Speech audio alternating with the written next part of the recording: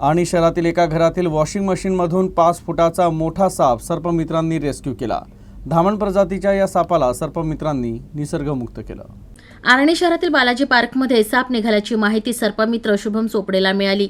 खान यांच्या घरात वॉशिंग मशीनमध्ये साप बसला होता। सर्पमित्रांनी घटनास्थळी पोहोचून साप पकडला। हा साप धामण प्रजातीचा होता। त्यांनी सापाला पकडून वनमुक्त केलं।